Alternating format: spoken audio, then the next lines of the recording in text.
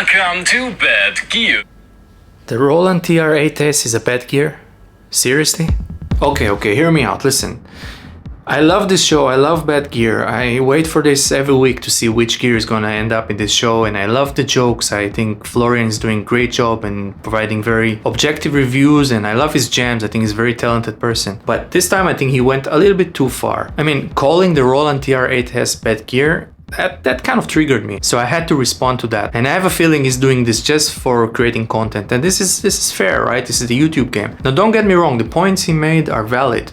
I mean, the thing is a bit outdated, the sound is really from the 80s, the interface is from the 90s, all very good points. But it is still, in my opinion, one of the best drum machines out there in the market right now. I mean, if we're talking about value for money, especially if you get one of these as a second hand, you get a performance beast with all the controls that you get, all the faders, all the knobs, the tactile experience of it. Not to talk about the ACB technology from Roland, which I think is sound pretty damn good. I mean, it's emulating all the legendary boxes, the 909, the 808, etc. And these things also do FM and it's keep updating, right? Every year Roland keep updating with some major new features and some really good features, I have to say. So yes, the sampling is not the best. You have to move samples to the SD card and you can't just drag and drop from your USB from your computer, which sucks, I agree on that.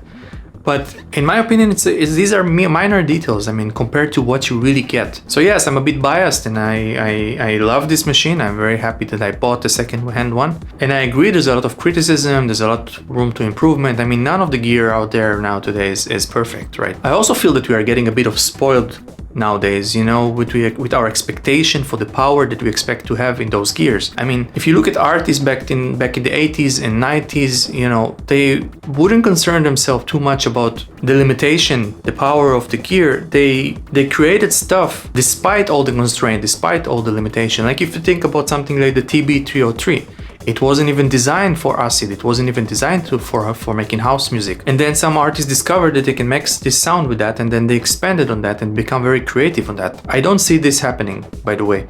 Nowadays, everyone expects to get the perfect gear, to expect to have everything in one box, and not so many people trying hard to go beyond that. Not so many artists try to maximize what they already have. And this for some reason only happened in the electronic scene of music, you know, with synthesizer, drum machine, samplers or whatever. But if you think about like an instrument like a guitar, you know, it's been like hundreds of years already since it's been invented, but people still find new ways to express themselves on the guitar. And I think people have done this in the past, but nowadays it doesn't happen so much. So yeah, I'm triggered. I think the Roland TR8s is a great value for money. I think it's a great drum machine. I think I will recommend it. I don't think I will ever sell it. I think it's one of my favorite piece of gear to own. I really enjoy every time I play with that. And I disagree, Florian. I disagree with your statement. I don't think it's a bad gear. Now, what do you guys think? Let me know in the comment. Do you agree? You disagree? What do you think about the Roland TR8s?